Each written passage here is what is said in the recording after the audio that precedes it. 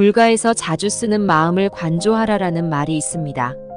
마음을 들여다보고 관조하면서 보고자 하는 것이 도대체 뭘까요?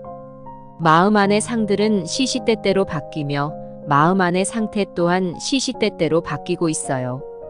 그러면 마음을 관조하면서 도대체 무엇을 보고 무엇을 알기 위해 무엇을 깨우치기 위해서 엄청난 노력과 절치부심의 마음을 독려하면서 이러한 가르침과 가리킴이 일종의 수행 형태로 자리 잡았을까요? 핵심은 마음을 관조하기 위해서 이렇게 하고 저렇게 하며 무작정 들여다보며 무엇이 알아지고 생각이 끊기고 이런 것이 아니라 나는 마음을 넘어서 있다는 것을 알아차려라라는 가르침과 가리킴을 주고 있는 것입니다. 번뇌와 망상을 유발하는 생로병사, 희로애락, 오욕칠정 등이 결국은 마음에서 일어나고 있으며 즉 내가 마음을 들여다볼 수가 있는 것은 나는 마음을 넘어서 있기 때문이며 그로 인해서 어떤 번뇌와 망상이라 할지라도 나에게는 어떤 영향도 줄 수가 없다는 것입니다. 그러니 번뇌와 망상을 잘 해결하는 것이 중요한 것이 아니라 그런 것들은 단지 마음의 상이며 시시때때로 변하는 상태에 불과하다는 것입니다. 그리고 그러한 상과 상태를 만들어내고 있는 마음의 주인은 바로 나라는 것을 가리키고 있는 것입니다. 마음의 상과 상태는 늘 변하기 때문에 집착할 것도 없으며 집착되지도 않으며 해결하지 않아도 시간이 흐르면 변한다는 것입니다. 그러니 결국은 내가 내 마음의 주인이라는 사실은 너무나 당연하며 이 당연한 것을 알기 위해서 가부좌를 틀고서 몇 년 동안 마음을 관조해야 된다는 것은 결국 자기 자신을 모르고 있기 때문일 것입니다. 그래서 저는 소위 말해서 진정어린 수행자라면 막연하게 고행을 한다든지 누군가로부터 특별한 비법을 전수받아서 수행을 한다든지 하는 이런 것보다 연민이 좀 있었으면 합니다. 그런 연민하는 마음이면 수백 년을 수행하는 것보다 낫다고 말할 수 있습니다. 왜냐하면 지금은 자아의 측면에서 공부를 하고 있지만 아이러니하게도 그 공부를 가장 방해하는 것 또한 바로 지금의 나이기 때문입니다. 수행자의 근기도 아니고 카르마도 아니며 오직 지금의 나 그 자체가 가장 방해 요소라 할 수 있습니다. 그래서 불가에서는 유아를 넘어서 무아라고 이야기를 하고 있잖아요. 그러니 불가에서 유아를 넘어서 무아라고 이야기를 하고 있지만 어떻게 보면 수행의 가장 큰 방해 요소는 아이러니하게도 바로 수행하는 자라는 것입니다. 자유라는 것은 그 어디에도 귀속이 되지 않습니다.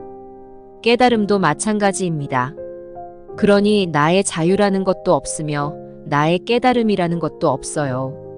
그것은 전부 자아가 만들어내는 생각이라는 겁니다. 자 보세요. 진리는 모든 것에서 보편적이잖아요. 엄밀히 따지면 허공으로부터 지금의 나인 거지 지금의 나의 허공이 아닌 겁니다. 그래서 지금의 나라고 하는 그 관점에서 나는 깨달아야 된다. 수행을 해서 능력을 쌓고 경지에 도달해야 된다는 것이 다 꿈과 같은 것입니다. 그러한 생각으로부터 깨어나는 것입니다. 그런 생각을 누가 합니까? 지금의 나가 하고 있어요. 그러니 이 지금의 나라는 것은 진짜 수행의 가장 큰 방해 요소입니다. 그 방해 요소 하나 제거해 보세요. 수행이 필요가 없죠.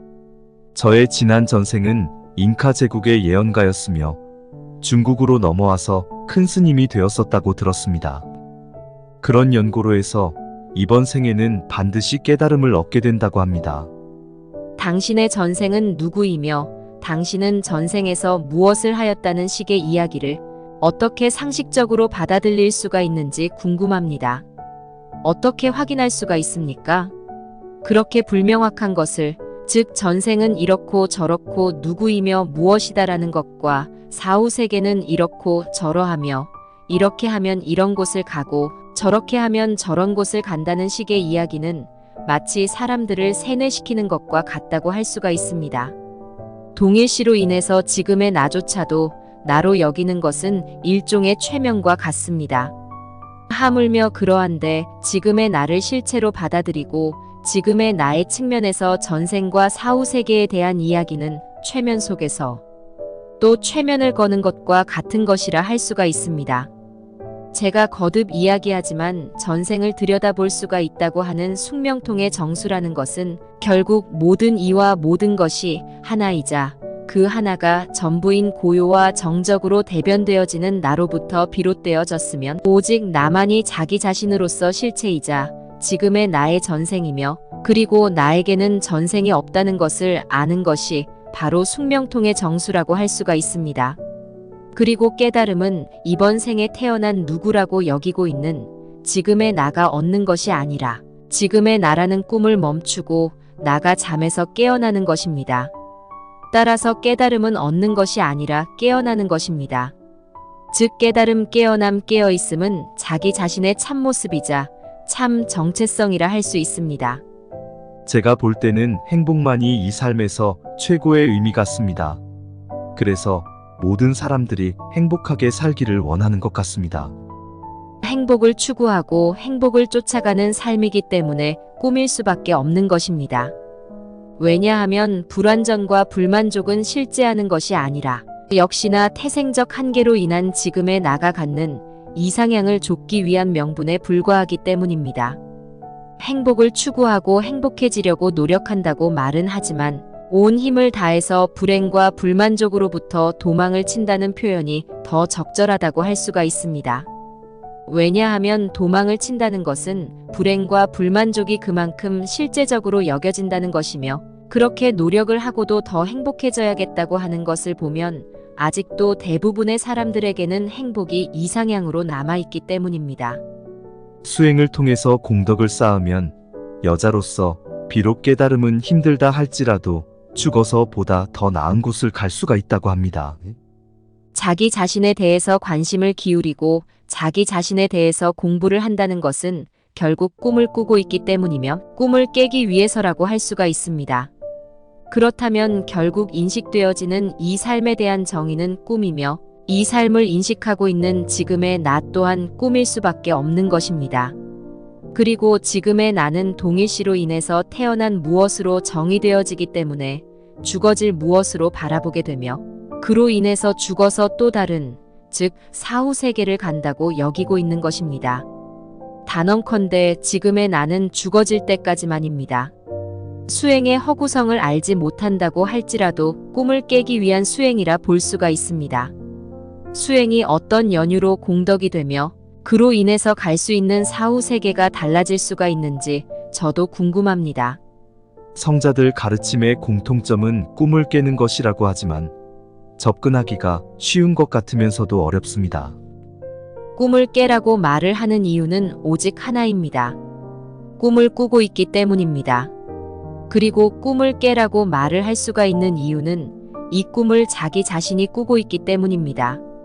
지금 펼쳐지고 있는 이 세상은 누구든지 인식을 할 수가 있으며 누구든지 주체의식을 갖고서 경험과 체험을 하면서 개별의식을 형성하고 있지만 꿈을 깨고 나면 나는 무엇이며 누구이다라고 여기던 경험적 주체의식은 사라진다는 것입니다. 그리고 깨어난 나는 더 사실적이면서도 그냥 나라는 겁니다. 마치 지난밤 꿈속에서 활동하던 나는 꿈이 깨어지는 것과 동시에 사라졌지만 지난밤 꿈을 이야기하고 증언하는 나는 꿈속에서 사라진 나보다는 더 사실적이듯이 말이지요. 더욱이 놀라운 것은 지난밤 꿈이 나의 무의식이 만들어내고 있더라는 겁니다. 그러니 비록 지금의 나라는 꿈을 꾸고 있지만 지금의 나가 개별적 주체의식을 가질 수 있는 것은 내가, 즉 나가 이 꿈을 꾸고 있기 때문입니다. 다시 말해서 이 세상은 나의 뜻과 의지가 내 마음먹기라는 이치에 따라서 드러나고 있다는 것입니다. 그러니 누구든지 지금은 각자의 개별적 꿈을 꾸고 있지만 꿈이 깨어지고 나면 각자로서의 개별성이 사라지며 스스로인 나가 깨어난다는 것이며 이 점이 바로 누구든지의 자기 자신이라는 것입니다.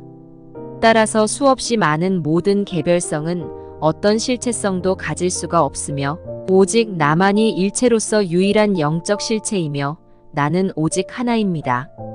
나의 깨달음은 없다는 것입니까? 자기 자신을 바로 알게 되면 단지 나로서 깨어있음이라 할 수가 있습니다. 그러니 나는 잠을 자고 있지 않으며 꿈을 꾸고 있지도 않습니다. 따라서 깨달음은 개별적인 누군가에게 귀속될 수가 없으며 소유될 수도 없는 것입니다. 왜냐하면 깨달음은 깨어있음으로써 바로 나를 가리키고 있으며 더불어서 나는 나눔과 분리가 없는 하나이고 그 하나가 전부이기 때문입니다. 사람이 살다가 죽으면 이승에서 저승으로 간다고 그렇게 믿고 있습니다. 육신과의 동일성으로 비추어지고 있는 지금의 나만을 자기 자신으로 여기게 되면 당연히 육체의 경계로 인해서 자기는 육신 안에 어딘가에 머물다가 죽으면 막연히 알려지지도 않은 저승으로 간다고 생각할 수도 있습니다. 그러나 유형적인 측면에 나가 있다는 것은 무형적인 측면에 나가 있다는 것입니다. 그리고 무형적인 측면에 나가 더 사실적이며 경계와 틀이 없음으로 해서 마치 이 허공이 경계가 없는 것처럼 더 사실적인 나는 어디를 오고 갈 수가 없는 것입니다. 그러니 한평생 어떤 연유로 인해서인지 모르지만 육체의 어느 한 부분에 갇혀 있다가 죽으면 육체로부터 벗어나서 또 다른 세상, 즉 사후 세계를 간다는 이야기는 허무맹랑할 수밖에 없습니다. 성자들의 보편적 가르침이 꿈을 깨라는 것으로 저도 알고 있습니다. 좀 더 조언을 부탁드립니다. 사실은 꿈을 깨야 한다는 이상의 가르침이 없습니다. 이 가르침이 모든 걸 다 함축하고 있습니다. 이미 모든 사람들이 각자의 개별적 주체의식으로서 꿈을 꾸고 있으며 꿈을 꿀 수가 있는 것은 개별적 주체의식이 실체가 아니라 단지 무의식이 만들어내는 자아상에 불과하기 때문입니다. 그리고 그 자아상은 육신과의 동일성으로 지금의 나로 여겨지고 있으며 지금의 나가 존재할 수 있는 것은 존재하게 하는 더 사실적인 나가 있기 때문입니다. 그리고 지금의 나가 유지되기 위해서는 육체를 비롯해서 다양한 조건들이 필요하지만 더 사실적인 나는 경계가 없음으로 해서 어떤 조건도 필요로 하지 않습니다. 따라서 꿈을 꾸기 위해서는 조건이 필요하지만 깨어나기 위해서는 어떤 조건도 필요하지가 않습니다.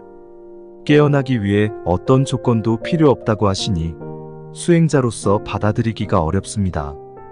흔히들 깨어나기 위해서는 고행도 필요하고 수십 년의 수행도 필요하며 몇 생의 덕도 쌓아야 하며 전승되어지는 계와 주문을 지키며 외워야 한다고 하지만 저는 어떤 것도 받아들일 수가 없습니다. 이러한 이야기들은 마치 이 허공이 허공으로 있기 위해서는 많은 조건을 충족하였기 때문이라고 말하는 것과 같다고 볼 수가 있습니다. 거듭 말씀드리지만 지금의 나로서 꿈을 깨는 것이 아니라 지금의 나라는 꿈을 깨는 것입니다.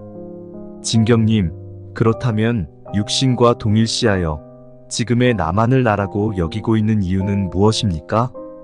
자기 스스로 잠을 자고 있으며 무의식 상태에서 꿈을 꾸고 있기 때문입니다. 조언을 부탁드립니다. 자보세요. 이 모든 것이 다 꿈이라고 설정을 해보세요. 그러면 각자 지금의 나는 그냥 꿈속의 나인 겁니다. 그리고 지금 즉각적으로 깨어났다고 보면 꿈속의 지금의 나라는 것은 내가 무의식적으로 만들어낸 관념적인 측면의 그림자와 같다는 것입니다.